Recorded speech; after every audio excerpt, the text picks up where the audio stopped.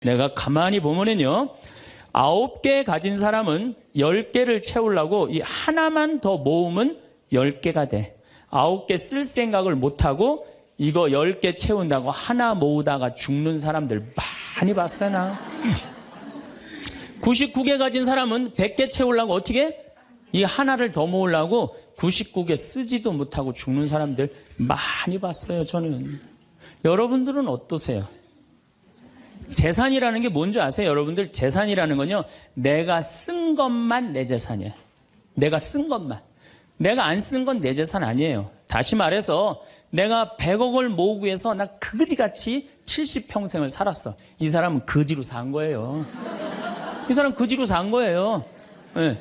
그런데 내가 모은 거 갖고 정말로 알뜰하게 뭐 여행도 다니고 맛있는 것도 먹으러 다니고 뭐 즐겁게 살았어. 이 사람은 재산 제대로 쓴 사람이에요. 여러분들, 남자 여자는 XY고 여자는 XX죠? 그런데 이 Y 유전자는요, 성을 결정하는 아주 최소한의 정보만 갖고 있어요. 대개 X 안에 모든 게 다 들어있어요. 그러니까 엄마 아빠한테 갖고 와봤자 엄마 걸 더 많이 갖고 와요. 그러니까 애들이 공부 못하는 건 거의 엄마 닮아서 공부 못하는 거예요. 아니, 그러면은 애가 공부 못하면 자기 머리를 떨어야지 왜 애를 괴롭혀요? 그런데 신부님, 내 아이는 너무 똑똑해요. 아주 착해요. 반에서 1등, 전교에서 1등 해갖고 서울대학 갔어요. 그런데 서울대학 간 자식도 사실은 별로 소용없어요. 서울대학 가갖고 얘가 졸업을 해갖고 삼성에 취직을 했어. 출근을 했는데 내가 나눴는데도 어쩜 저렇게 잘생겼어. 빛이 번쩍번쩍 나. 그렇게 빛이 번쩍번쩍 나. 너무 보기 좋은 거야. 내 자식이지만. 그런 자식일수록요, 잘하는데 아무런 도움도 주지 않은 나보다 훨씬 예쁘고 훨씬 젊은 여우 같은 며느리가 나타나서 낚아채 가는 거예요. 그날로 끝나는 거예요. 그날로. 여러분들, 120살까지 살 때 자식이 나 효도할 수 있어요? 노 갈등이 생기는 거예요. 노 갈등. 늙은 자식과 늙은 부모의 갈등이 생기는 거예요. 제가 대전에 가서 강의를 했어요. 강의를 했는데 노인대학에 가서 강의를 했어요. 그랬더니 할아버지 한 분이 오셔서, 머리가 하얀 할아버지야. 신부님, 제가 75인데요. 나 엄마 때문에 힘들어서 죽겠다는 거예요. 무슨 소린가 했더니 98살 먹은 엄마가 그렇게 잔소리라고 힘들게 한다는 거예요. 이거 먹고 싶다, 저거 먹고 싶다. 자기도 힘들어 죽겠는데 98살 먹은 엄마 때문에 힘들다는 거예요. 그래서 이제는 노 갈등, 늙은 부모와 늙은 자식의 갈등이 생기는 거예요. 또 얼마 전에는 하나 투어에서 난리가 났어요. 96살 먹은 할아버지가 배낭여행을 신청을 한 거예요.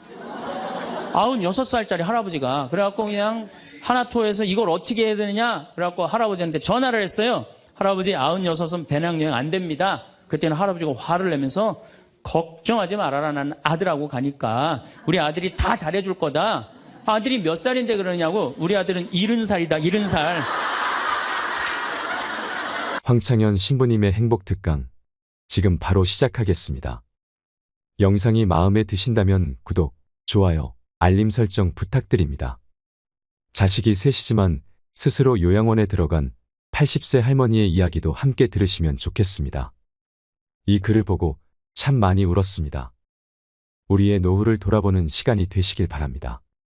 스님, 예, 반갑습니다. 오늘 여러분들하고 강의할 내용은 유혹과 행복이라는 주제로 강의를 하도록 하겠습니다.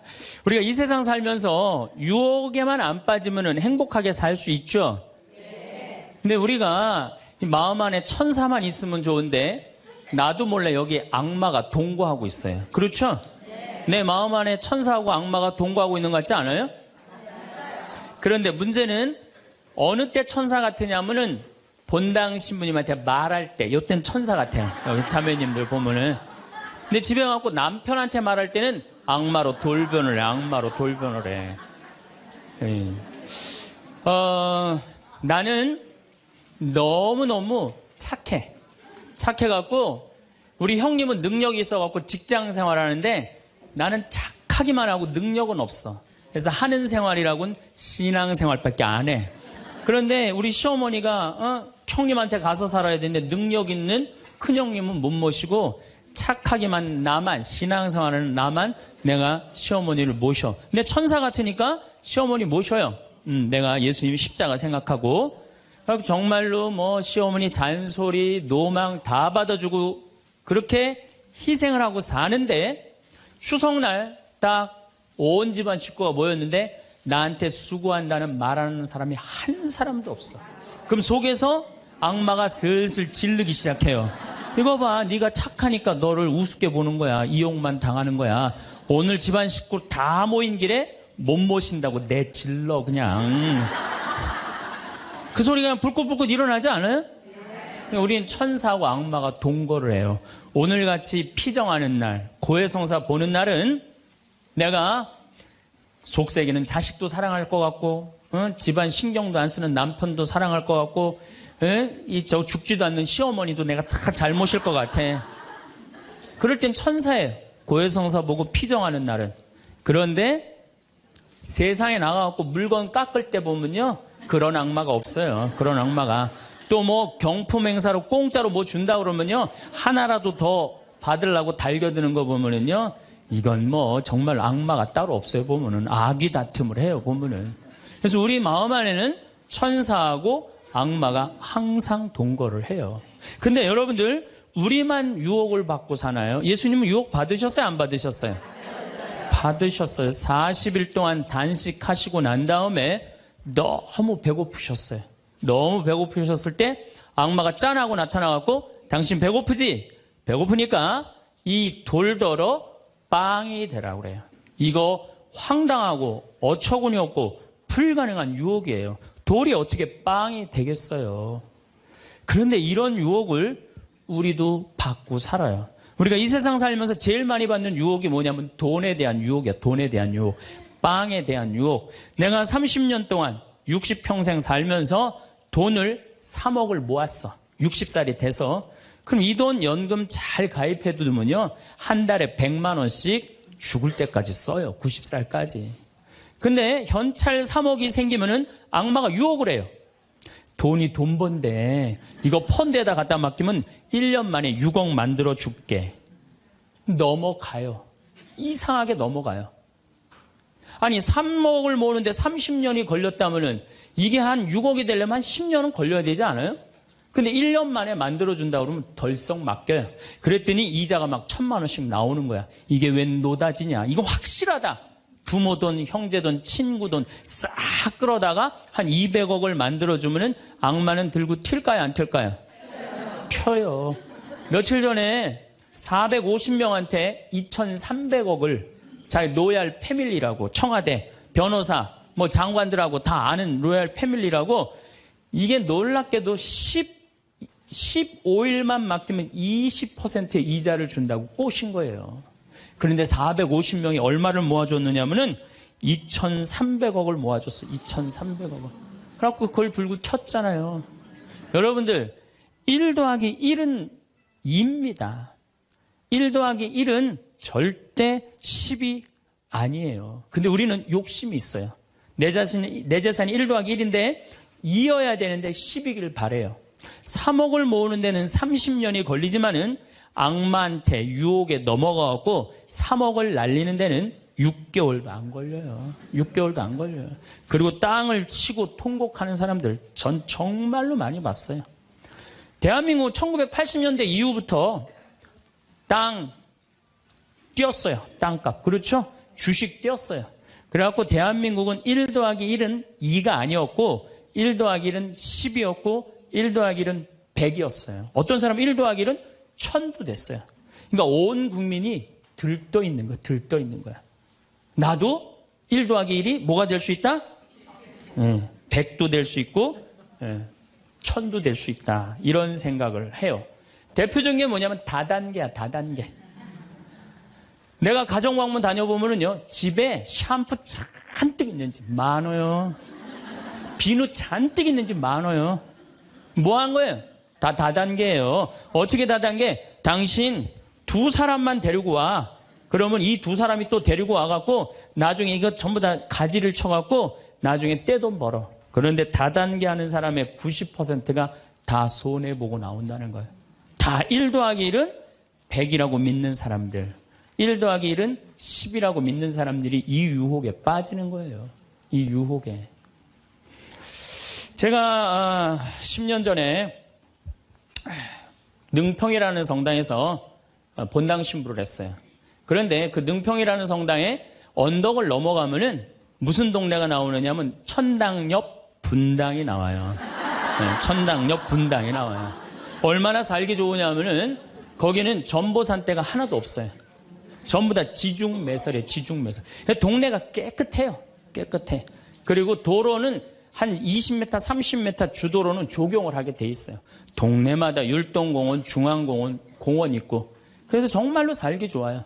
우리 동네 사람들은 그 언덕만 넘으면 전보산대가 얼마나 많은지, 전선줄이 얼마나 많이 엉겨 있는지, 그 분당에만 있으면 마음이 차분한데 우리 동네만 딱 들어서면은 동네가 미친 여자 머리 풀어헤쳐 놓은 것 같아요.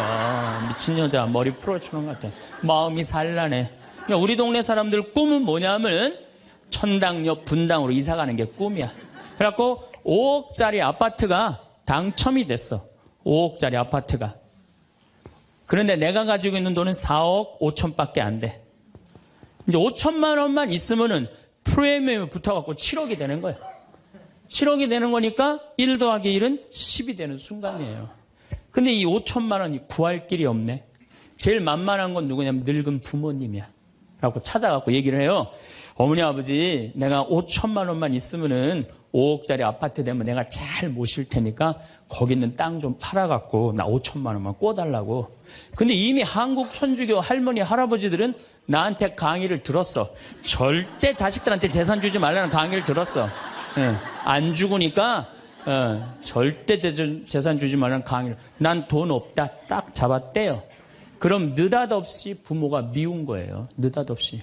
형제 친척한테 꿔달라고 그랬더니 형제 친척도 아무도 꿔주는 사람이 없는 거야. 다 미운 거예요. 예수님은 서로 사랑하라고 그랬는데 악마는 뭐라고 그래? 이거 봐. 너 세상 너 옆에 있는 사람 아무도 없어. 다 미워해. 이 유혹에 빠지는 거예요. 악마의 유혹에 빠지는 거예요. 근데 마음 하나만 바꾸면 얼마나 행복한지 몰라요. 우리 능평은 뭐 조금 전선줄 있다 하더라도 경치 좋고 공기 맑아요. 아주 좋아요. 그리고 분당에서 살려면은요, 거기에 수준 맞추려면요, 피곤해서 못 살아요. 근데 능평은 32평 아파트가 2억 5천이야. 2억 5천이니까, 이 2억 5천짜리 아파트 사고 얼마가 남아요? 2억이 남아요. 이거 갖고 맛있는 것도 사먹고, 여행도 다니고, 어려운 사람도 도와주고, 얼마나 좋아요. 근데 우리 인간은 이걸 못해요. 내가 가만히 보면은요, 9개 가진 사람은 10개를 채우려고 이 하나만 더 모으면 10개가 돼. 9개 쓸 생각을 못하고 이거 10개 채운다고 하나 모으다가 죽는 사람들 많이 봤어요, 나. 99개 가진 사람은 100개 채우려고 어떻게? 이 하나를 더 모으려고 99개 쓰지도 못하고 죽는 사람들 많이 봤어요, 저는. 여러분들은 어떠세요? 재산이라는 게 뭔지 아세요? 여러분들, 재산이라는 건요, 내가 쓴 것만 내 재산이에요. 내가 쓴 것만. 내가 안 쓴 건 내 재산 아니에요. 다시 말해서 내가 100억을 모으기 위해서 나 그지같이 70평생을 살았어. 이 사람은 거지로 산 거예요. 이 사람 거지로 산 거예요. 네. 그런데 내가 모은 거 갖고 정말로 알뜰하게 뭐 여행도 다니고 맛있는 것도 먹으러 다니고 뭐 즐겁게 살았어. 이 사람은 재산 제대로 쓴 사람이에요. 그 다음에 죽을 때 그래도 이 종교기관에 기부나 하고 이런다면은 다행인 사람이에요. 근데 그냥 재산 그냥 이 100억을 주체를 못하는 사람들, 그러다가 죽는 사람들, 루카복음 12장에요. 부자가요, 엄청난 풍년을 맞이해요. 이거 나눌 생각을 안 하고 자기를 위해서 창고를 크게 줘요. 그리고 영혼한테 얘기해. 너 이제 편안하게 살아라. 그러니까 하느님이 뭐라 그래요? 이 어리석은 자야, 오늘 밤이 네 영혼이 떠나는 날이다. 너한테는 그렇게 잘 쓰면서 하느님한테 인색한 자의 끝이 이렇다. 재물을 어디다 쌓아둬라? 하늘에 쌓아둬라. 제가 제일 열받을 때가 언제냐면은 97년, 98년 IMF 터졌을 때 이때 막 우리 교우들 20억, 30억 막 날렸어요. 그래서 술이 그냥 떡이 돼갖고 와서 나한테 뭐라 그러냐면 신부님 이렇게 허무하게 날아갈 줄 알았으면 신축금이라도 많이 낼 걸 그랬다. 제일 열받을 때. 그럴 줄 알았으면 미리 해지. 왜 날리고 와서 나한테 그래. 열심히 산 사람들이 실패하고 울면은 동정이 가는데요. 땅 투기하다가, 주식 투자하다가, 노름하다가, 이거 재산 날리고 와서 눈물 흘리고, 자기 고통스럽다고 얘기하는 사람한테는요, 동정이 안 가요. 열심히 살다가 실패한 사람한테는 정말로 동정이 가는데, 주식 투자하다 돈 다 날리는 사람들 동정이 안 가요. 여러분들, 주식 투자를 하려면은요, 재산 우리 95% 투자자들이 다 실패해요. 왜 그런 줄 아세요? 1년 만에 샀다 팔았다 그래요. 워렌 버핏이라는 사람은 미국 최고의 부자예요. 지금 60년 동안 거의 주식을 했는데 610억 달러를 벌었어요. 주식으로만. 근데 그 사람은 한번 주식을 사면은 최소한 5년, 10년, 20년까지 그냥 쥐고 있는 거예요. 그러니까 돈을 버는 거야. 근데 우리는 그냥 얼마 전에 잠깐 무슨 경제 뭐 방송을 보니까 3개월 만에 15% 내는 수익 방법. 그런 건 없어요. 1 더하기 1은 2지 1 더하기 1은 10이 절대 아니에요. 근데 우리는 그렇게 착각하고 사는 거예요. 그런 기대 속에서. 아프리카에는 원숭이 잡는 비법이 있어요. 어떻게 원숭이를 잡느냐 하면은 항아리 이렇게 만들어 놓고 주둥이, 원숭이 손이 들어갈 만한 주둥이를 만들어 놔요. 여기에다는 자갈을 잔뜩 넣어놔요. 그리고 여기다 바나나를 딱 놔요. 원숭이가 지나가다가 웬 바나나 그리고 딱 바나나를 잡아요. 잡으면은 주먹이 커지는 거야. 바나나만 놓으면은 손이 빠지는데 잡은 바나나는 놓기 싫은 거야. 그러니까 이 무거운 항아리를 들고 이놈의 바나나 왜 안 빠지냐 하루 종일 뛰어다니는 거야. 저녁에는 지쳐갖고 움직이질 못한대요. 그러면은 그 원숭이를 잡아서 먹는다는 거예요. 그런데 지금 여기 있는 여러분들 가운데서도 그 바나나를 못 놓고 계신 분들 많습니다, 지금. 네? 지금 땅을 쥐고 이러지도 못하고 저러지도 못하고 괴로워하는 사람들 많아요. 주식 사놔갖고 그냥 이러지도 못하고 저러지도 못하고 전전긍긍하는 사람들 많아요. 지금 놀 때예요. 노름에 빠져갖고 그거 원금 찾는다고 뛰어다니는 사람 지금 놓으면은 제일 행복해요. 지금 놓으면 살 수 있어요. 그런데 우리는 그거를 못하는 거예요. 그거를. 욕심을 이용하는 거예요. 악마가 우리를 왜 유혹할 수 있는 것 같아요? 우리의 욕심을 가지고 이용을 하는 거예요. 사기 치는 사람도 1 더하기 1은 100이라고 그러면서 홍보를 하죠. 유혹을 해요. 근데 1 더하기 2는 2라고 믿는 사람은 절대 유혹에 안 빠져요. 근데 1 더하기 1은 100이 되기를 바라는 사람은 그 어처구니 없는 악마의 유혹에 빠진다는 거예요. 난 말할 거 없어요. 내가 그러니까. 내가 여기 생태마을 시작할 때 15년 전에 돈이 한 푼도 없었어요. 그래갖고 우리 교구 70세 원로 신부님한테 찾아갔어요. 김창린 필립보 신부님. 여기가 필립보 생태마을이죠?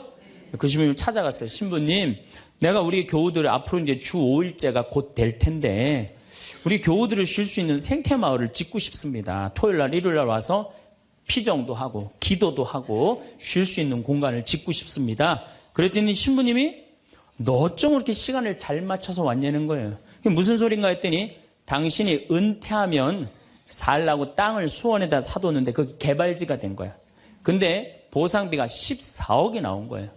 근데 신부님이 그때 이런 말씀을 하시더라고요. 우리 신부들 은퇴하면 교구청에서 아파트 한 채 사주는데 내가 그 돈이 뭐가 필요하냐고. 너 그렇게 좋은 일에 쓴다니 내가 너한테 주마. 하루아침에 14억을 받았어요.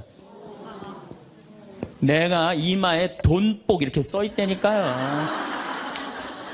이제 그걸 가지고 이 생태마을을 꾸미려고 계획을 해보니까 이거는 뼈대밖에 못 올리겠더라고. 그래서 3개월 동안 전전긍긍을 하는데 신부님이 나를 다시 부르셨어요. 황 신부 와봐라.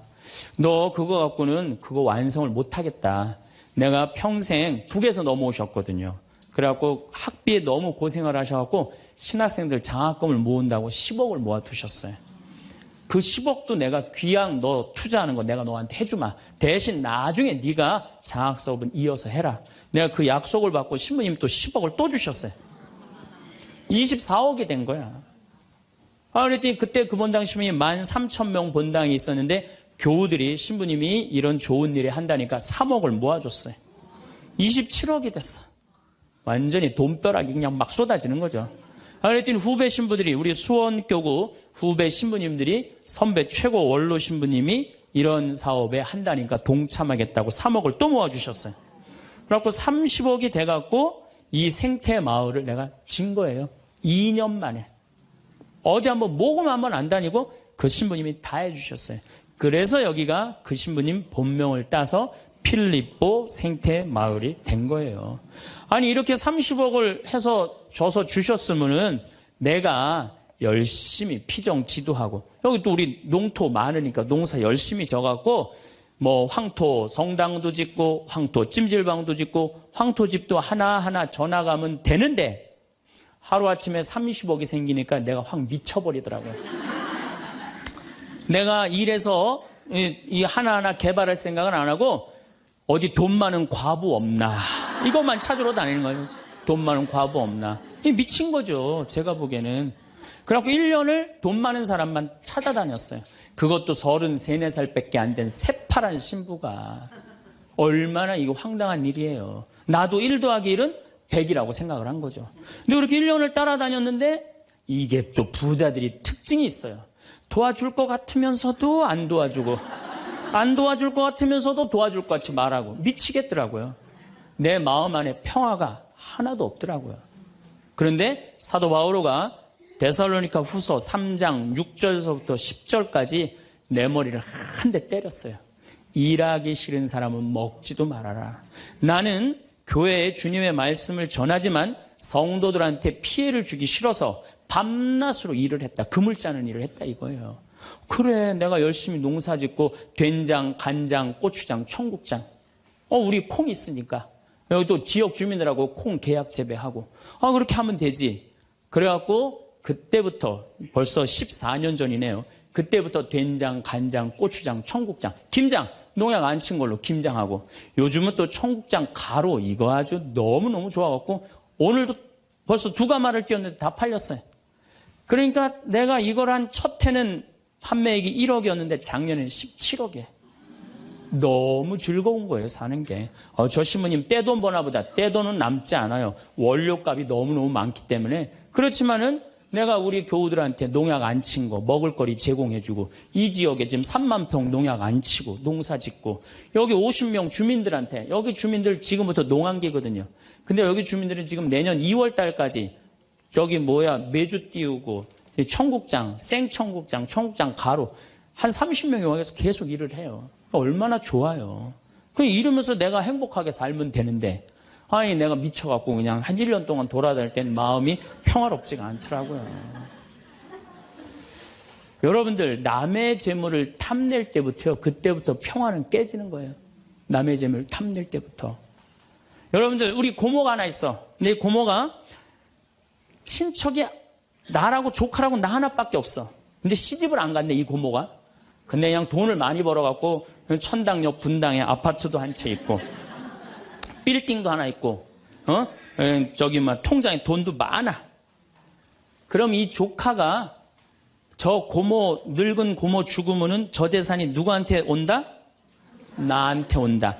이 생각하는 순간부터 얘는 불행한 거예요. 고모 재물 탐내는 순간부터 얘는 불행한 거예요. 남의 재물을 탐내면 안 되는데 악마는 뭐라고 우리한테 유혹을 하느냐면 남의 재물을 탐내라고 유혹을 해요. 우리 어머니 아버지가 잘 살아. 저 재산 나한테 오겠지. 그때부터 얘는 일 안 해요. 딴 생각만 하는 거예요. 1 더하기 1은 2라고 생각 안 하고 1 더하기 1은 100이 된다고 생각을 하고 사는 거예요. 절대 평화롭지가 않아요. 또 여러분들 형제 중에 누가 잘 살아. 우리 형이 잘 살아. 누나가 잘 살아. 근데 내가 이번에 아이가 대학을 들어가. 나 등록금 좀 안 대주나. 이때부터 죄짓기 시작하는 거예요. 이때부터 미워하기 시작하는 거예요. 성당 질 때도 마찬가지예요. 성당 질 때도 내가 하느님 아버지 집을 줘. 그러면은 그 하느님 아버지 집 짓는데 내가 봉헌하면 되잖아. 근데 그냥 나는 봉헌할 생각 안 하고 우리 성당의 제일 부자가 저거 얼마 봉헌하나 이것만 기다리고 있는 거야. 근데 그냥 그 부자는 내가 보기엔 1억을 해도 되는데 500만 원밖에 안 했어. 그럼 뭐라고 그러냐면 예수님 말 틀린 거 하나도 없어. 어? 부자가 천국 들어가는 거는 낙타가 바늘구멍 통과하기보다 아는 건 또 많아갖고 그냥 그러면서 그 사람 욕하는 거. 제 생각엔 이래요. 그렇게 부자 헌금 얼마 내나 그거 쳐다보고 있는 것도 남의 재물 탐내는 거예요. 그 사람 마음에 평화 없어요. 내가 가지고 있는 것만 누구한테 봉헌하면 돼? 하느님한테 봉헌하면 되는 거예요. 우리가 이 돈에 대한 유혹, 이것 때문에 죄를 짓고 사는 거예요. 그런데 유혹 중에 제일 무서운 유혹이 뭔지 아세요? 여러분들 돈 왜 벌어요? 자식 욕심 때문에 버는 거예요. 자식 때문에 여러분들 돈 버는 거예요. 자식 때문에. 아메리카의 인디안들은 자식이 태어나면 어디다 봉헌하냐면 별한테 봉헌한다고 그래요. 우리 아이 추억 많게 해달라고. 요즘 어제 그제 여기 별 정말 미치도록 많아요. 밤하늘에 별똥별이 2만 개가 떨어져요. 2만 개.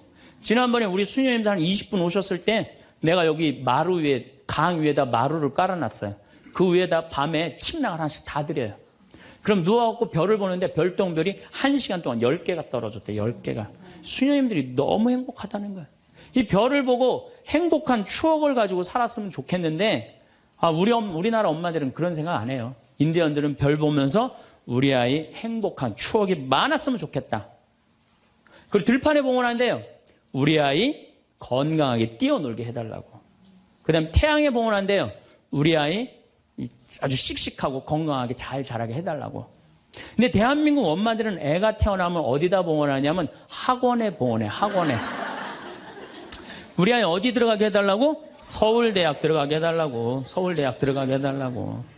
그래갖고 임신을 하면은 이거 굉장히 중요한 거예요. 임신을 하면은 하느님 나한테 생명을 주셔서 감사합니다.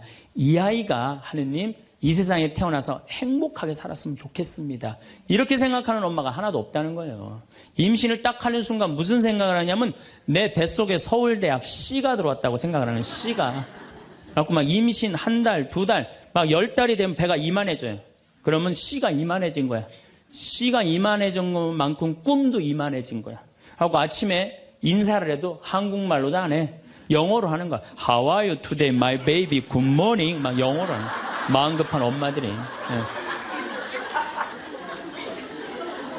그래갖고 애가 엄마의 태를 열고 세상에 나왔어. 세상이 얼마나 예뻐요. 하늘도 예쁘고 별도 예쁘고 달도 예쁘고 단풍도 예쁘고. 근데 그냥 이 아이가 그냥 그 창문을 통해서 세상을 보려고 했더니 마음 급한 엄마는 너 그거 볼 시간이 어디 있어. 온 집안을 도배를 다 해놔요. 아니 집안만 도배해 놓으면 되지 창문에다가도 도배를 해놔요. 한쪽에는 그냥 가나다라 마바 차타 갖다 붙여놓고 반대쪽에는 ABCD. 누워서 모빌이 돌아가는데 막 기억 리은 디귿 리을이 막 돌아가는. 태어났는데 이 세상에 태어났더니만 어디에 가려? 글자에 가려갖고 세상 구경을 못하는 거예요. 그래갖고 애가 1살, 2살쯤 돼갖고 엄마, 아빠 이렇게 말을 하기 시작해요. 그러면은요 엄마들은 흥분하는 거예요. 드디어 우리 집에 천재 태어났다. 그래갖고 온 동네 다니면서 우리 애가 천재라고 막 자랑을 해요. 그 우유를 먹여도 무슨 우유만 먹이냐면 아인슈타인 우유만 먹이는 거. 아인슈타인 우유만. 네, 네. 천재니까 아인슈타인 우유만 먹어. 엄마 아빠 그러면은 드디어 됐어. 너 다음 단계로 넘어가자. 1 더하기 1은 뭐냐? 이거 넘어가는 거야. 수학으로 넘어가는 거야. 이렇게 글자하고 숫자에 갇혀 사는 애는요, 영혼이 망가진대요. 1살서부터 5살 때까지는요, 엄마라고 애가 한 번 말하는데 10,000번을 연습을 해야 된대요. 아빠라고 말하는 데는 20,000번을 연습을 해야 된다고 그래요. 애가 엄마, 아빠 그러면은 엄마, 아빠들은 고마워해줘야 돼. 너무 고맙다. 엄마라고 불러줘서 손가락 깨물고 배에다 바람 넣어주고 발가락 그냥 뽀뽀해줘가면서 아빠는 목마 태워주고 비행기 태워주고 막 축제같이. 그러면은 이렇게 부모님이 엄마 아빠가 끌어안아주고 뽀뽀해주고 스킨십을 해주는 애들은 이런 생각을 한대요. 이거 봐라. 세상은 한번 살아볼 만한 데네. 저렇게 엄마라고 말 한마디 했는데 저렇게 좋아하고 감격을 하네. 그런데 1살서부터 5살 때까지 엄마 아빠 그랬더니 다음 단계 1 더하기 1은 뭐야? 이거 넘어가는 애들은요. 나중에 커서 컴퓨터 중독, 알코올 중독, 그 다음에 사춘기 때 무표정, 무반응, 무감동. 여러분들 자녀들 중에 사춘기 해갖고 엄마 막 이렇게 쳐다보고 있는 애들 봐요 안 봐요? 걔네들은 사춘기라 그런 게 아니야. 언제 망가뜨려 놓은 거냐면 1살서부터 5살 때까지 망가뜨려 놓은 거예요. 영혼을 망가뜨려 놓은 거예요. 프레벨이나 썸머힐이나 삐아제나 몬테소리 같은 유아 교육학자들이 말을 하기를 1살서부터 5살 때까지는 숫자나 언어를 인지하는 좌뇌가 발달하지 않는다고 그래요. 6살 때부터 좌뇌가 발달한다고 그래요. 근데 우리나라의 95%의 엄마들이 영세 교육을 해요. 태어나자마자부터 교육을 해요. 교육비 얼마? 350만 원짜리 교육비를 들여서 전부 다 350만 원 애한테 그냥 영세 교육을 시키는 거예요. 우리나라 청소년의 95%는 이미 1살서부터 5살 때까지 영혼이 망가져 버린 거예요. 그래갖고 그냥 5살 때 돼갖고 그냥 텔레비에 나오는 글자 모르는 글자가 없어. 5년 동안 공부했으니 애가 모를 리가 있어요. 모르는 글자가 없어. 그냥 쫙쫙 읽어대. 그러면 나한테 데리고 와요. 신부님 우리 애가 천재인가 보라고. 왜요?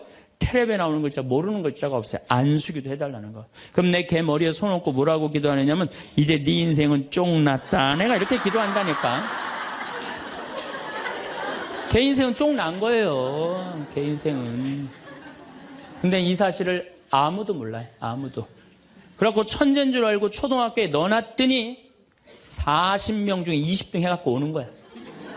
받아쓰기 100점 중에 50점 받아오고. 그러면은 여러분들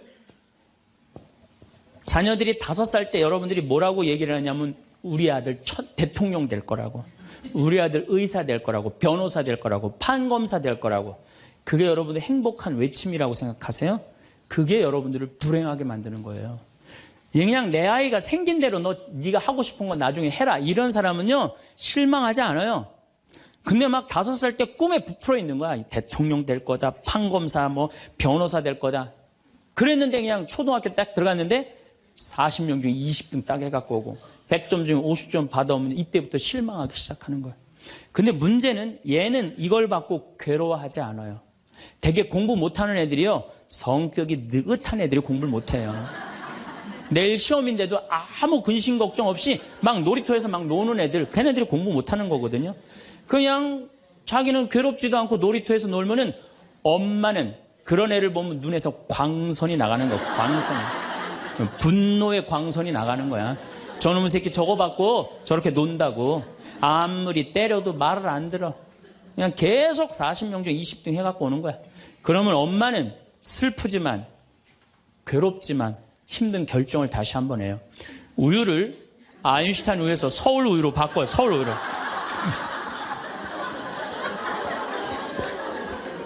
그래갖고 그냥 그렇게 6년 동안 서울 우유를 먹였는데 중학교 딱 올라갔는데 초등학교 때 말 안 듣는 거하고 차원이 틀려요. 중학교 때 컴퓨터 게임에 빠지면은요 미쳐요. 엄마하고 밥 먹으러 나가도 그냥 핸드폰으로라도 해요. 애들이. 그냥 그거 보고 있으면 속에서 불 나요 안 나요? 속에서 불이 나죠. 근데 걔는요 그렇게 될 수밖에 없는 성장 과정이 있는 거예요. 그래갖고 막 학원을 막 땡땡이를 까는 거야. 초등학교 때는 때리면 울면서 갔는데 중학교 때는 간다고 가요 일단. 그러고 난 다음에 지가 알아서 컴퓨터 게임방에서 게임하고 놀고 밤 10시에 학원 다녀왔다고 거짓말 하는 거야. 그러니 안 그래도 꼴보기 싫은데 그냥 불이 나는 거야.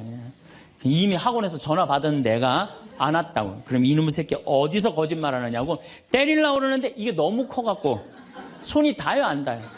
안 닿아요. 이놈의 새끼 애는요 엄마가 때리려고 하면 힘도 안 들여. 왜 이러냐고 고개만 젖히면 그냥 막 날아가는 거야. 고개만 젖히면 손이 닿지도 않아.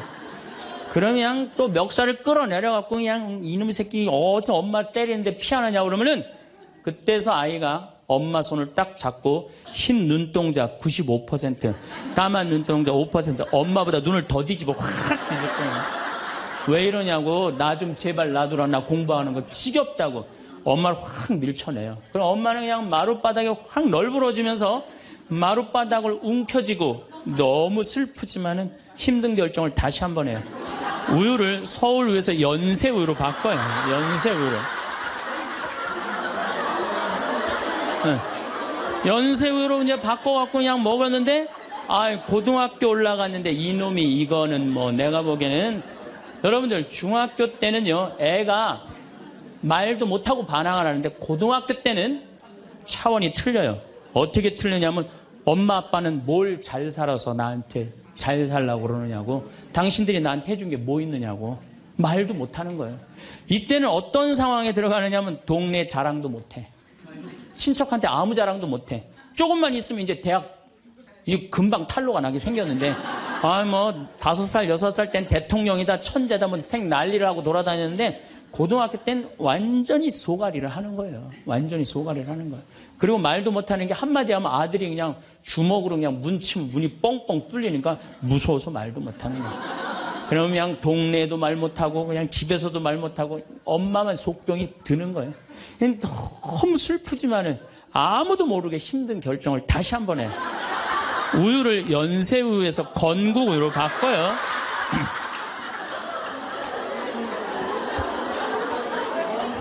건국우유로 바꿔서 그렇게 먹였는데 고등학교 3학년 때 보니까 모의고사를 봤는데 15% 안에 들어야지 서울에 있는 학교를 가는데 30% 뒤로 막 밀리는 거야. 내가 재미난 경험이 있었어요. 내가 아주대학 환경공학과 대학원을 다닐 때 그 옆에 창현고등학교, 유신고등학교가 있었어요. 근데 걔네들이 1학년 딱 들어와서는 우리 학교를 보고 그랬대요. 내가 아주대학 가면은 내 대학을 안 간다 그랬대요. 1학년 되면은. 근데 2학년 애들은 상황이 틀리대요.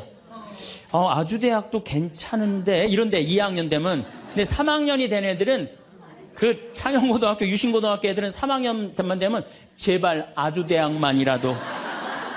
엄마가 딱 그런 마음이야. 그러니까 이제 엄마가 너무 슬프지만은 그 성적표를 받아보고 마지막으로 힘든 결정을 다시 한번 해요. 우유를 건국우유에서 저지방 우유로 바꿔요.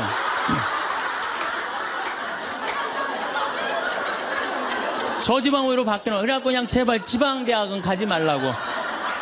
그래갖고 그냥 지방대학 그렇게 가지 말라고 저지방 우유를 먹었는데 애가 결국은 지방대학을 갔어. 이때부터 자식이 미운 거예요. 자, 여러분도 한번 생각을 해봐요. 그 소중한 자식 태어났는데 처음부터 네 생긴 대로 살아라 그랬으면 20년 동안 사랑이 쌓였을 거예요.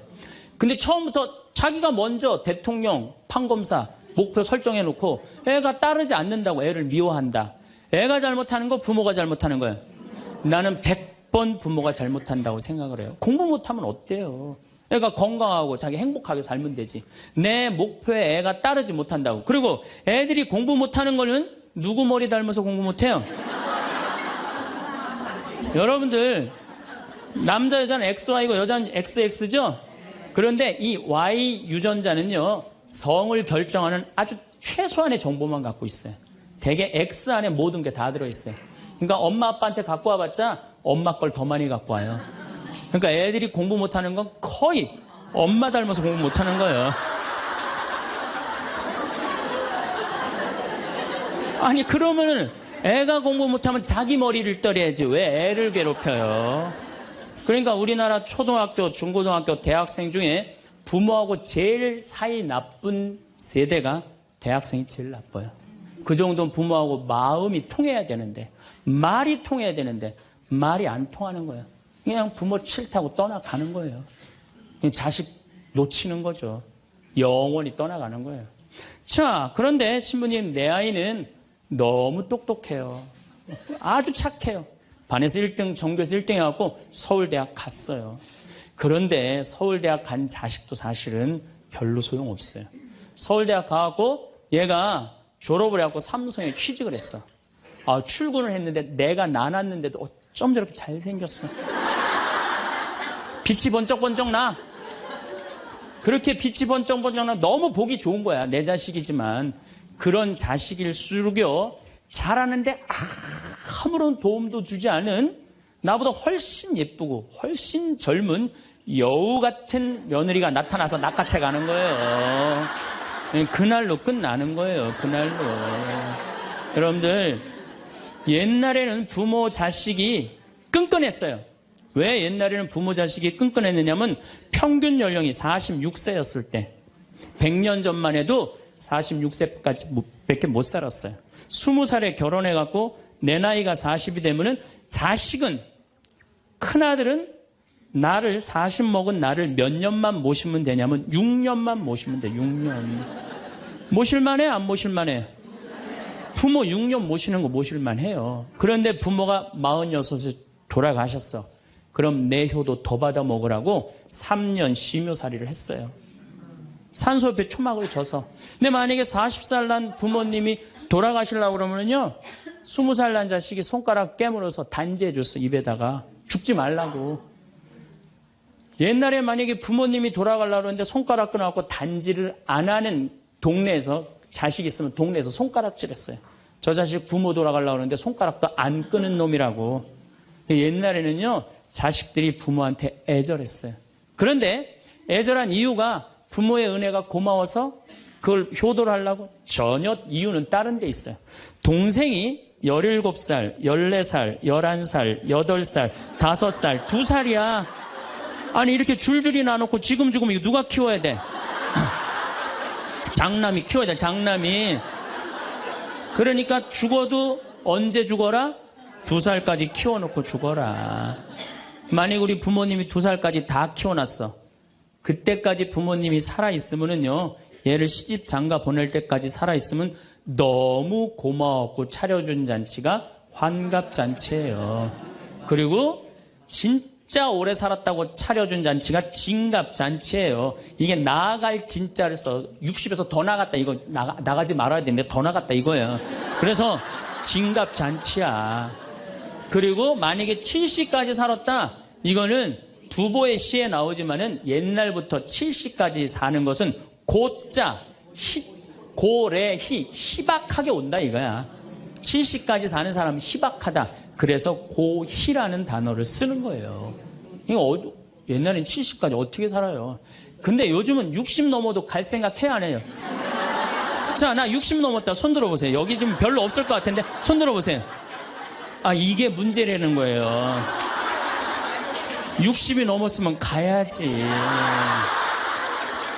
평창으로 오면 어떻게 해? 평창으로 오면. 그런데 요즘 우리 직원들이 말을 하기를 뭐라고 그러냐면, 신부님 70이 됐는데요, 아줌마 같은 분들이 너무 많다는 거예요. 70에도 요즘 아줌마 같아요. 그래서 70에도 총각 같은 사람도 많아요. 예. 우리 아버지가 그래요. 아버지가 80인데도 총각 같아요. 지금 60세 되신 분들은 100살까지 삽니다. 몇 년 남았냐면 40년 남았어요. 40년. 지금 50살 되신 사람들은 110살까지 살아요. 몇 년 남았냐면 60년 남았어요. 60년. 자, 아니 오늘 방송에서 뭐라고 그랬냐면은 2040년에 평균 연령이 190살이라고. 90살. 2040년. 자, 그렇다면 여기 지금 50대신 분들 2040년이면은 80대예요. 그때 평균 연령 90이에요. 그럼 그때 다 100살 넘게 산다는 얘기예요. 제 말이 그냥 허투루 하는 말이 아니에요. 지금 40 넘은 사람들은 120살까지 살아요. 여러분들 120살까지 살 때 자식이 나 효도할 수 있어요? 노 갈등이 생기는 거예요. 노 갈등. 늙은 자식과 늙은 부모의 갈등이 생기는 거예요. 제가 대전에 가서 강의를 했어요. 강의를 했는데 노인대학에 가서 강의를 했어요. 그랬더니 할아버지 한 분이 오셔서, 머리가 하얀 할아버지야. 신부님, 제가 75인데요. 나 엄마 때문에 힘들어서 죽겠다는 거예요. 무슨 소린가 했더니 98살 먹은 엄마가 그렇게 잔소리라고 힘들게 한다는 거예요. 이거 먹고 싶다, 저거 먹고 싶다.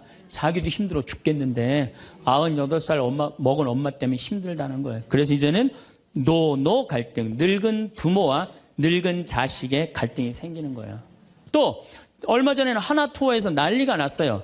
96살 먹은 할아버지가 배낭여행을 신청을 한 거예요. 96살짜리 할아버지가. 그래갖고 그냥 하나투어에서 이걸 어떻게 해야 되느냐, 그래갖고 할아버지한테 전화를 했어요. 할아버지, 96은 배낭여행 안 됩니다. 그때는 할아버지가 화를 내면서, 걱정하지 말아라, 난 아들하고 가니까 우리 아들이 다 잘해줄 거다. 아들이 몇 살인데 그러냐고. 우리 아들은 70살이다. 70살.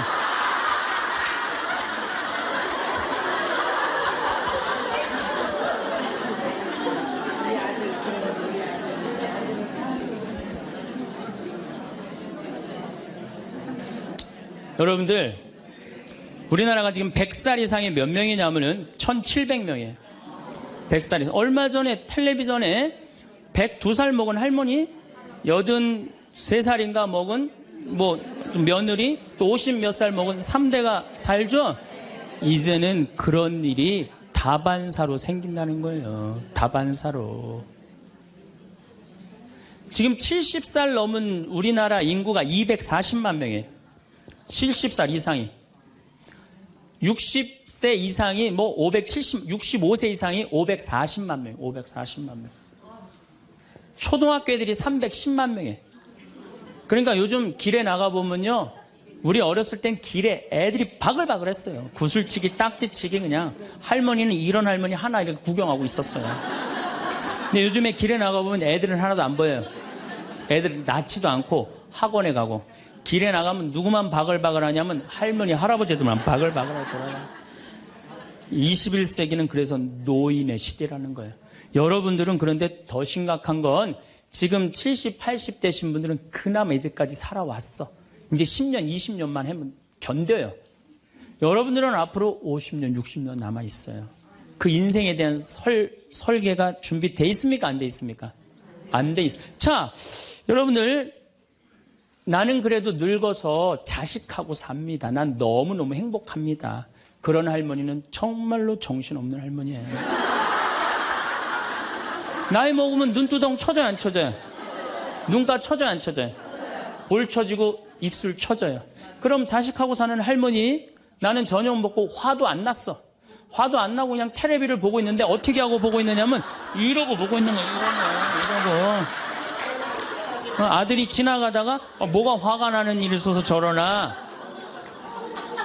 제가 요즘 초등학교 강의를 많이 나가요. 초등학교 자모들. 아, 예뻐요. 예뻐요. 정말로 예뻐요. 그냥 그 자모들이 이렇게 화장을 하고 오는데 웃으면은요, 눈꼬리 쫙 올라가고, 입꼬리. 그러니까 그냥 화장들 어떻게 연필로 막 위로 그리고 오잖아요. 이렇게. 네, 위로 그리고. 그런데 우리 할머니들은 아무리 그려도 결국은 떨어져요. 결국은 떨어져요. 문제는 아들은 괜찮아요. 며느리가 무슨 죄가 있어요? 며느리가 이제 저녁 차려놓고 시어머니 식사하시라고 문을 딱 두들겼어. 방문을 딱 열었는데 또 이 시어머니 전기세 아낀다고 불은 꺼놓고 깜깜한 방에서 테레비만 보고 있는 거야. 테레비만. 그래갖고 그냥 밥 먹으라고 그랬는데 머리 하얀. 밥 먹으라고 그냥 문을 열 때마다 그냥 심장이 떡떡 떨어지는 거예요. 심장이 떡떡 떨어지는 거예요. 여기 우리 응암리라는 곳에 92살인가 91살 먹은 친정엄마를 63살 먹은 딸이 모시고 들어왔어요. 근데 이 자매가 하는 말이 자기는 평창에 들어와갖고 밤에 깜깜한 것도 하나도 안 무섭고 짐승 소리도 하나도 안 무섭대. 뭐가 제일 무서우냐면 아침에 밭에 나가고 일하고 들어오고 이제 아침 먹으러 딱 들어오면은 엄마가 거실 정가운데 소파에 앉아갖고 91살 먹은 엄마가 이러고 쳐다보는 게 제일 무섭대. 제일 무섭대. 자, 그렇다면은 여러분들은 나이 60이 돼서 여러분들 옆에 있을 사람은 누굴까요? 그렇죠. 남편이에요. 남편인데 이 사실을 30년 동안 까맣게 까먹는 거예요. 이 사실을 30년 동안 까맣게 까먹고 누구한테 30년 동안 미쳐 있어요? 자식한테 미쳐 있는 거예요. 자식한테 미쳐 있다가 이제 자식이 떠나면은 이런 생각을 해요. 나는 그동안 자식 키우느냐고 애썼으니까 이제는 찜질방도 가고 평창 생태마을 피정도 좀 가고 성주순례도 가고 내가 편안하게 살으리라 이런 생각을 하는데 전혀 예상치 못한 일이 벌어져요. 남자는 무슨 생각을 하냐면 30년 동안 떠돌아다니다가 귀소 본능이 생겨요. 이제는 마누라한테 돌아가리라 이런 마음이 들어요. 여자는 이제 편안하게 살려고 그러는데 남자는 귀소 본능이 생기는 거예요. 이때부터 부부 사이에 갈등이 생기는 거예요. 이때부터 전혀 부부의 사랑을 생각하지 못하고 자식한테만 미쳐 있고 남자는 바깥에만 미쳐 있다가 60에 딱 만나갖고 젊었을 때는 그렇게 맛있는 거 차려놓고 여보 일찍 들어와 그래도 안 들어오더니 이제 60 넘어서 굳이 집에 안 들어와도 되는데 때 따라 철 따라 찾아 들어오면 신경질이 나요 안 나요? 여러분들 며칠 전에 할머니들이 72%가 할머니들이 할아버지 뒷바라지하기 싫다고 그랬잖아요. 나왔죠? 그러니까 이게 심각한 문제예요. 어떻게 할 거야? 이거는 다음 시간에 이야기하도록 하겠습니다. 네, 감사합니다. 여러분들은 자식들에게 헌신하는 삶을 살아오셨나요? 그렇다면 노후에는 자식을 위해 어디까지 희생할 수 있으신가요? 나는 나를 위한 인생을 살겠다 다짐하고 계시는 분도 계실 것이고, 나는 자식을 위해서라면 어느 것도 아깝지 않다고 생각하시는 분도 계십니다. 인터넷으로 어떤 글귀를 하나 읽게 되었는데 참 마음에 와닿았습니다. 우리는 부모를 봉양한 마지막 세대이자 자식에게 부양받지 못하는 첫 세대이다. 아마 50대, 60대, 70대라면 느끼는 바가 많을 듯한 문구입니다. 세상이 예전 같지 않아졌다는 건 진작에 알고 있었지만 자식에게 봉양받는 것은 기대도 못할 뿐더러 자식에게 등골이 빨리는 부모들이 지천에 널렸습니다. 자식들을 키우느라 청춘을 다 바쳤지만 청춘도 모자라 노년기까지 자식 부양에 바쳐야 하는 시대입니다. 여러분들의 노후는 안녕하신가요? 자식이 셋이지만 스스로 요양원에 들어간 80세 할머니의 이야기를 전해드리겠습니다. 둘 다 너무한 거 아니야? 왜 나한테만 효자 노릇하래? 가까이 사는 게 죄야? 그러는 너는 엄마한테 해준 게 뭐야? 나는 나 먹고 살기도 힘들어. 언니나 오빠가 이제 내가 먹고 살만하니까 엄마 좀 돌보라는데 그게 그렇게 어려운 일이야? 그냥 나한테 나가 죽으라 그러지. 지금까지 엄마한테 들어간 돈 대부분 내가 냈어. 그러니까 이제는 알아서들 해. 자식 셋이 다투고 그 앞에는 할머니가 앉아 있었습니다. 잠자코 듣고 있던 할머니가 말했습니다. 됐다, 그렇게 싸울 것 없다. 나는 이제 요양원에 들어가련다. 이명의 할머니는 자식들에게 등을 돌리며 생각했습니다. 남편 갈 때 나도 따라갈 걸. 이씨 할머니는 자식이 셋이나 있었습니다. 모두들 가정을 꾸려 따로 살고 있었고, 첫째 딸은 이씨와 가까운 곳에, 둘째 아들과 셋째 딸은 다른 지역에서 거주하고 있었습니다. 이씨는 아들이 사놓은 땅 위에 단독 주택을 작게 지어 10년째 그곳에서 할아버지와 살고 있었습니다. 할아버지는 88세로 건강이 좋지 않아 근 2년간은 방 안에서만 앉아 지냈습니다. 그러던 어느 날 할아버지가 가슴을 두드리며 말했습니다. 가슴팍이 답답하고 숨이 안 쉬어져 이상한데 저녁 먹은 게 체한 거 아니에요? 몇 분간 가슴을 쳐보기도 문질러 보기도 하다가 할아버지가 뒤로 넘어갔습니다. 여보. 이 씨는 가까이 사는 첫째 딸에게 다급히 전화를 걸었습니다. 인수가 이게 무슨 일이냐? 내 아버지가 지금 쓰러지셨다. 곧이어 구급차와 사위의 차가 마당에 도착했습니다. 엄마, 아빠 왜 그래? 나도 모른다. 갑자기 숨쉬는 게 힘들다고 그러시더니 저렇게 쓰러지셨다. 딸도 발만 동동 구르고 있었고 구급대원들은 다급히 할아버지를 들것에 실었습니다. 이제 보호자가 타야 하는데 사위가 나섰습니다. 당신은 집에 가 있어. 내가 어머니랑 같이 갈 테니까. 힘겹게 숨을 쉬고 있는 아버지를 본 딸이 사색이 되어 있었습니다. 전화할 테니까 걱정 말고 가 있어. 별일 없으실 거야. 구급차는 이 씨와 사위를 태우고 출발했습니다. 이 씨는 남편의 손을 꽉 붙잡았습니다. 오늘 저녁까지만 해도 함께 식사하던 남편이 눈을 감은 채로 숨을 몰아 쉬었습니다. 여보, 눈 좀 떠봐요. 남편은 대답이 없었습니다. 강서방, 이를 어째? 정신이 없어 보이는 이 씨를 사위가 다독였고, 괜찮으실 거예요. 장인어른 제 말 들리세요? 사위가 괜찮을 거라고 말했지만 이 씨는 어떤 느낌이 있었습니다. 꼭 붙잡고 있던 남편의 손에서 점점 힘이 빠져나가는 것이 느껴졌습니다. 이 씨가 얼른 그 손을 축혀 올려 쥐었지만 남편에게선 반응이 전혀 없었습니다. 구급차 안이 다급해졌습니다.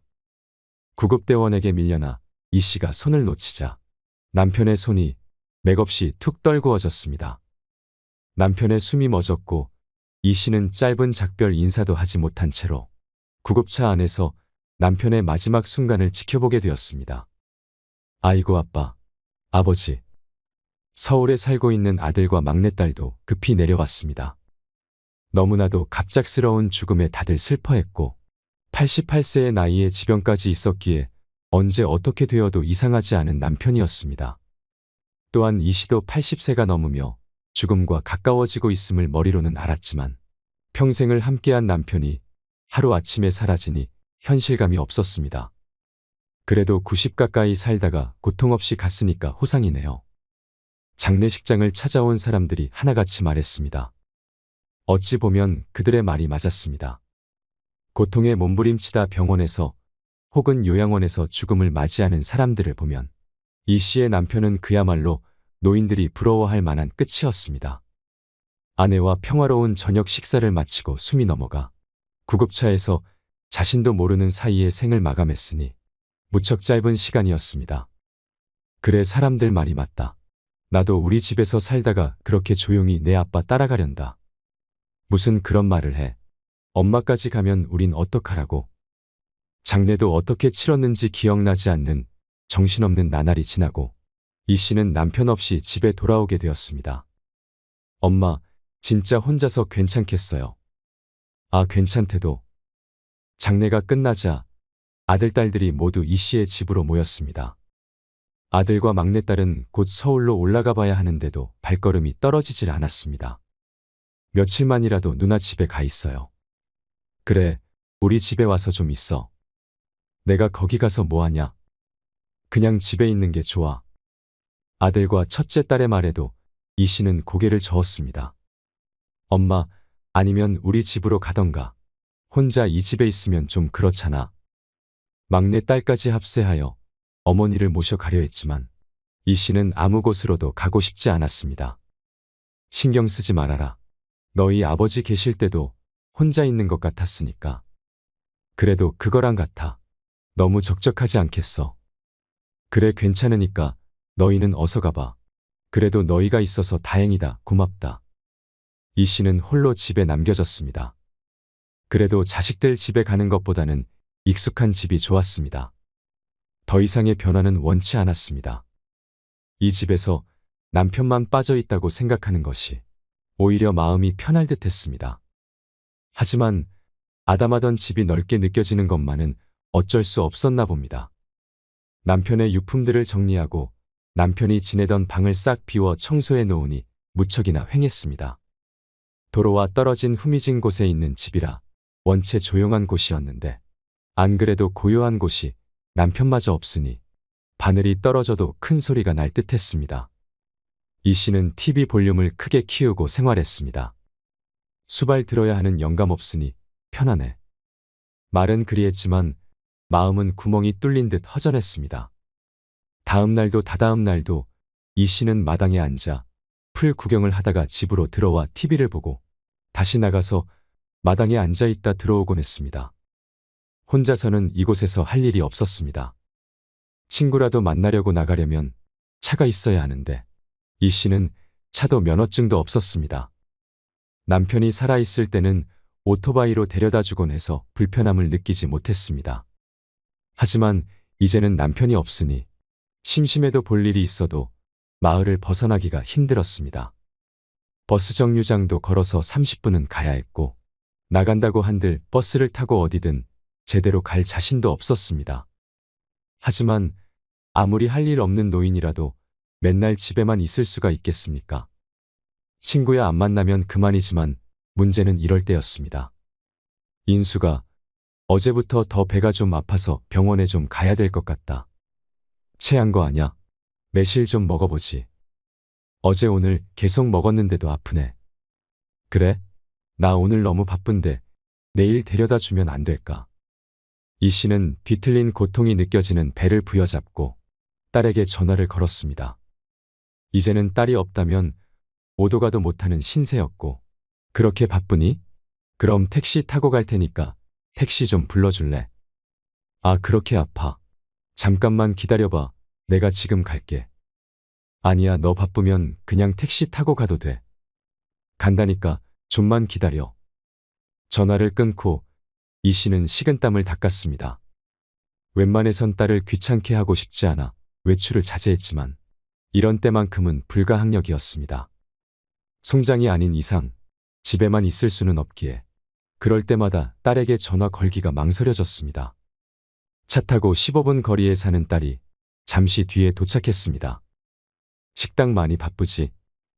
지금 시간이 그렇지. 배는 어때? 운전하고 가면서 딸과 대화를 나누었습니다. 정신이 없었는지 딸은 앞치마를 맨 채였습니다. 엄마, 나 일단 돌아가 봐야 하니까 진료 끝나면 전화해. 딸은 이 씨를 병원 앞에 내려주고 되돌아갔고 접수하느라 헤매서 진료를 받는 데까지는 한참 시간이 걸렸습니다. 약을 타서 나오니 1시간이 훌쩍 지나가 있었습니다. 병원 밖으로 나와 딸에게 전화를 걸었습니다.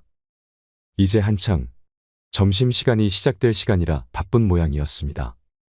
2번 전화를 걸었지만 받지 않았습니다. 택시라도 타고 가려 했지만 지나가는 택시가 한 대도 보이지 않았습니다. 병원 앞 벤치에 앉아 기다리를 한참. 딸에게서 전화가 걸려왔을 땐 점심시간이 끝나 있었습니다. 엄마 미안해, 도저히 나올 수가 없는 상황이었어. 진료 끝났어? 그래, 지금 병원 앞에 나와 있다. 택시라도 타고 가지. 여태 기다렸어? 지나가는 택시가 있어야지. 콜택시 부르면 되지. 그런 것을 할 줄 알았으면 애초에 딸을 부를 일도 없었을 것이었습니다. 딸이 다시 어머니를 데리러 왔습니다. 차에 타자마자 타박하는 소리가 들렸습니다. 버스나 택시도 탈 줄 알아야지. 엄마 내가 데리러 못 올 때 엄마 혼자 아무 데도 못 가면 어떡해. 너도 이 나이 돼봐라. 그게 마음처럼 되나? 나이가 무슨 상관이야? 의지 문제지.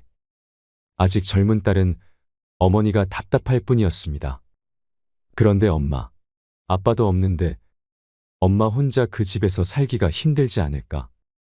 집에 거의 도착하자 딸이 머뭇거리며 말을 꺼냈습니다. 차라리 이 집 비우고 한순에 가 있는 게 낫지 않겠어? 그래도 서울이니까 걸어서 어디든 갈 수 있고 병원도 가깝고. 집 놔두고 왜 거길 가니? 엄마 혼자 그 집에 있는 게 마음이 안 놓여서 그렇지. 엄마 쓰러져도 모르잖아. 이웃이 있는 것도 아니고 그리고 올케가 집에서 놀고 있는데 뭐 어때? 그런데 그것만은 이 씨는 사양하고 싶었습니다. 명절 때 종종 방문하곤 하는 아들네는 이 씨에게 편치만은 않은 곳이었습니다. 자신도 그렇고 며느리도 그렇고 원체 살가운 성격이 못되기에 그런지 아니면 원래 고부 사이는 그런 것인지 아직도 며느리는 남 같은 마음이 컸습니다. 보라 엄마가 잘도 좋아하겠다. 그러면 막내는 막내한테 가서 지내는 건 어때? 막내딸도 서울에서 살고 있는데 그 집에 가는 것도 말이 안 되었습니다. 입에 겨우 풀칠하고 사는 애한테 무슨 짐을 지워주려고 거길 가니? 집이 없다면 모를까. 멀쩡하게 살고 있는데 왜 자꾸 서울로 가라는 거야? 그게 아니라 내가 매일 이렇게 엄마를 돌봐줄 수는 없잖아. 엄마도 가야 내가 좀 편히 살지. 이렇게 딸을 부르는 것은 많아야 일주일에 한 번이었고 오늘도 아픈 것이 아니었으면 집에서 나오지도 않았을 것이었습니다. 그리고 둘째나 셋째 집으로 가라면서 자신의 집으로 오라는 소리는 없는 첫째 딸이었습니다. 너도 이제 안 부를 테니까 내 걱정 마라. 너 바쁘면 택시 타고 다닐게.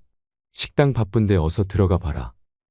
그러자 딸도 마지못해 수긍했습니다. 이 씨는 딸을 보내고 집으로 들어왔습니다. 이러니 저러니 해도 내 집이 좋았습니다. 언제 죽을지는 모르겠지만 나도 이곳에서 살다가 평온하게 눈 감는 것이 최근 들어 생긴 이 씨의 소원이었습니다. 그렇지만 그 바람은 절대 이루어질 수 없는 소원이 되었습니다. 엄마 보라가 미국에 좀 더 있고 싶다고 그러고 그 땅도 많이 올라서 이번에 좀 팔아야 할 것 같아요. 아들의 전화에 이 씨의 눈앞이 깜깜해졌습니다. 10여 년 전 이곳에 땅을 사놓으며 오랫동안 팔 일이 없으니 집 지어서 죽을 때까지 살라는 아들의 말에 이 씨의 아파트를 팔고 주택을 지었습니다. 그런데 갑작스레 이 땅을 팔아야겠다는 아들. 그럼 이 집은 어떡하라는 거냐? 집도 비워줘야죠. 안 그래도 그것 때문에 전화드린 거예요. 연세도 있으신데 아버지처럼 쓰러지시면 큰일 나잖아요. 이제 누나네 집에 들어가서 지내세요. 갑자기 살던 집을 비우고 첫째 딸네로 들어가라는 말이었습니다. 말도 없이 이게 무슨 일이냐? 그 집은 내 아빠랑 내가 지은 것 아니냐? 그 집 팔아도 돈 안 돼요. 조그맣고 오래된 집인데 가치가 없죠. 그 오래된 집에서 니애미가 살고 있다. 아이 엄마 왜 그래요? 살 사람 나타났을 때 팔아야 된단 말이에요. 묵힐 만큼 묵혔어요. 이 씨는 할 말을 잃었습니다. 아들이 땅 주인이었고 집도 자신이 돈을 댔지만 서류상 명의는 아들이었습니다. 그게 아니라고 하더라도 아들과 법이 어쩌고 하면서 싸울 수는 없지 않겠습니까? 인숙이하고는 얘기가 된 거니? 누나한테는 내가 얘기할 테니까 그건 신경 쓰지 마시고요. 엄마도 이제 옆에 누가 있어야죠. 그렇게 몇 달 뒤에 이 씨는 그 집에서 쫓겨나 첫째 딸 집으로 들어가게 되었습니다. 엄마, 앞으론 이 방에서 지내세요. 딸은 두 자식을 결혼시키고 사위와 함께 둘이서 살고 있었습니다. 2층 건물 중 1층은 식당이고 2층이 주택이었는데 이 씨는 손녀 딸이 쓰던 방에서 지내게 되었습니다. 딸 내외는 거의 모든 생활을 1층 식당에서 했고 저녁에 잘 때만 2층에 올라오곤 했습니다. 그래서 이 씨는 전에 살던 집이나 이곳이나 크게 다르지 않다고 처음엔 생각했습니다. 엄마, 식사하세요. 1층에서 2층으로 걸려온 딸의 전화를 끊고 이 씨는 한숨을 푹 쉬었습니다. 1층이 식당이기에 식사 때마다 계단을 내려갔다 올라와야만 했습니다. 무릎이 아파서 평지도 겨우 천천히 걸어다니는 이 씨에게 계단이란 커다란 난관이 매일 곤욕스럽게 했습니다. 하루 3끼를 먹기 때문에 하루 3번은 앓는 소리가 저절로 나왔습니다. 평지에서만 생활하던 노인이 하루에도 몇 번씩 계단을 오르락 내리락 하는 것은 쉬운 일은 아니었습니다. 하지만 몸이 힘든 것은 마음이 힘든 것에 비해선 아무것도 아니었습니다. 식당이 쉬는 날이면 딸과 사위가 2층에서 쉬어야 하는데 이 씨 때문에 마음 편히 쉬지 못하는 듯 했습니다. 나는 그냥 없다고 생각하고 편히 지내. 밥도 3끼 다 안 먹어도 되니까 너희 먹을 때 숟가락만 올리고. 아니에요, 장모님. 편히 지내세요. 하지만 밤늦게 들려오는 딸과 사위의 대화를 우연히 듣게 되었습니다. 아니, 도대체 언제까지 이렇게 살 건데? 진짜 불편해 죽겠다. 있는지 없는지도 모르게 계시는데 뭐가 불편해? 그건 당신한테나 그렇겠지. 당신은 우리 엄마 모시고 살라고 하면 안 불편하겠어? 시어머니랑 같아.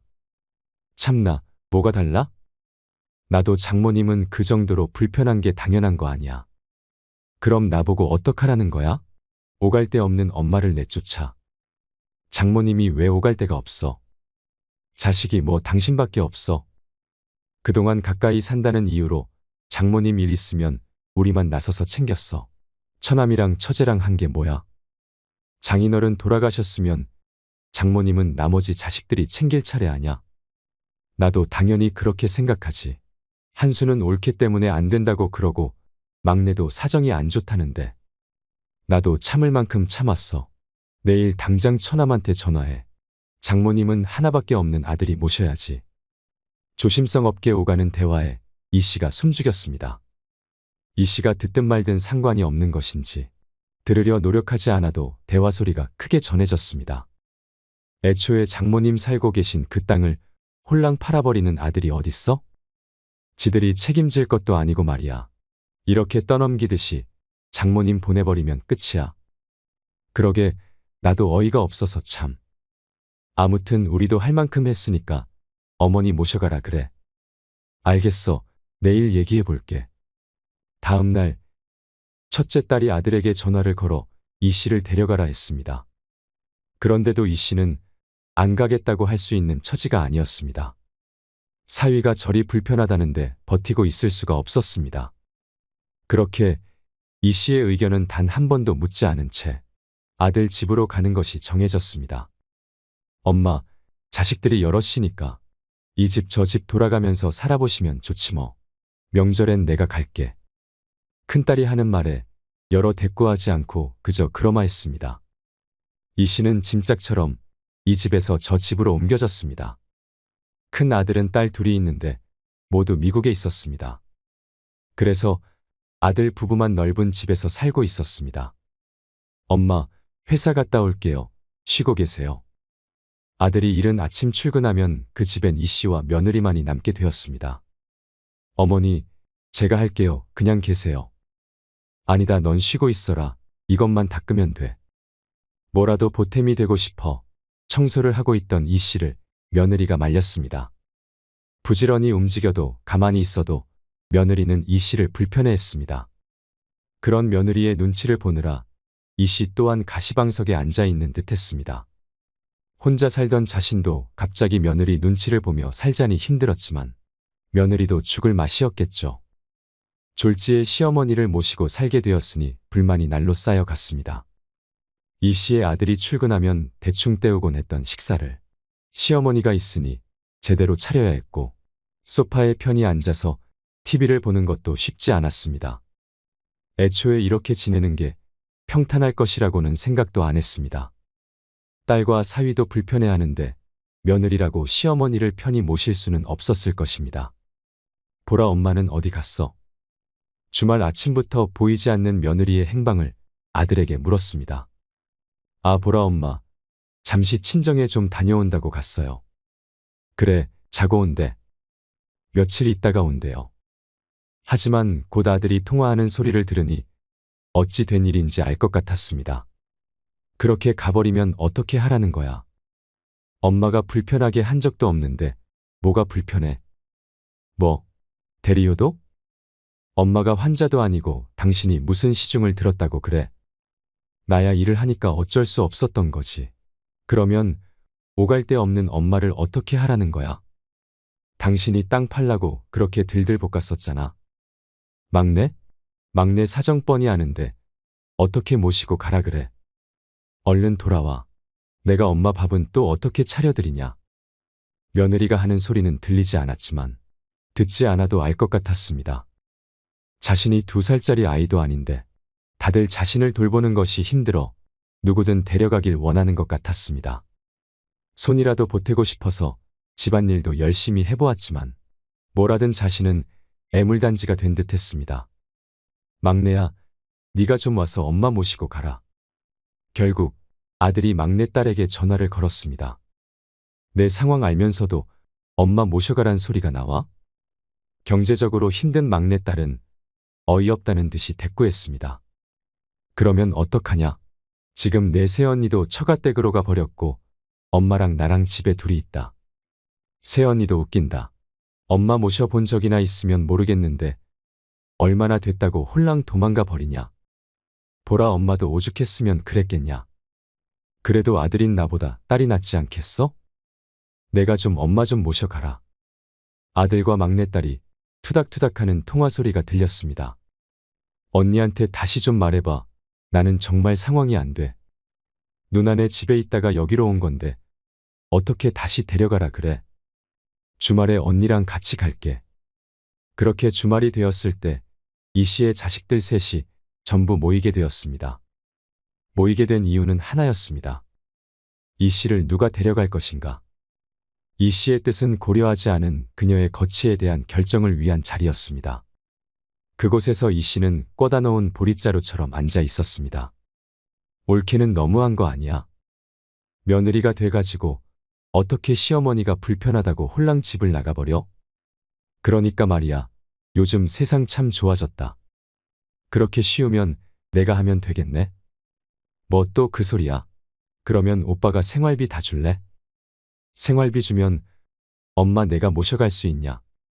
서로 싸우는 상황을 이 씨는 지켜보고만 있었습니다. 애초에 매형 때문에 이렇게 된 거잖아. 그 넓은 집에서 엄마랑 사는 게 뭐가 불편하다는 거야? 그러는 옳게도 엄마 불편하다고 나가 버린 거 아니야? 왜 내 남편 탓을 해? 그동안 가까이 산다는 이유로 엄마에 관한 모든 일을 다 너네 매형이 처리했는데 이제 와서 매형 탓하는 건 염치 없는 거 아니니? 그러는 나는 그동안 엄마한테 들어간 돈 다 내가 댔다고. 나도 할 말은 있어. 이거 왜 이래? 서로 네 탓이다 내 탓이다 하는 모습을 보는 이 씨의 표정이 착잡했습니다. 결국엔 이 씨를 서로 맞지 않으려고 싸우고 있는 것 아니겠습니까? 그만해라.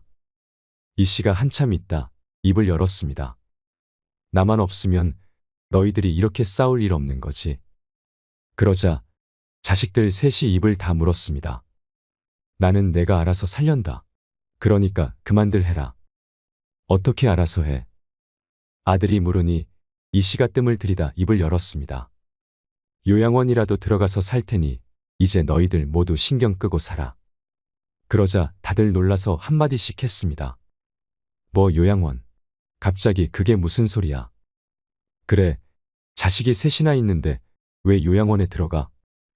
이 씨는 헛웃음을 지으며 대꾸했습니다. 그래 자식들이 셋이나 있지만 나이든 엄마 돌봐줄 사람이 있냐? 너희들 중에 그렇게 할 사람이 있니? 그러자 다들 합주기가 되었습니다. 없지? 그러니까 내가 알아서 살련다. 제발 그만하자. 이제 이리저리 옮겨 다니는 것도 싫고 너희들에게 짐 되는 것도 싫다. 이제는 자식들에게 짐이 될까 미안한 마음보다는 짐 취급을 받는 자신의 처지가 서러운 마음이 커졌습니다.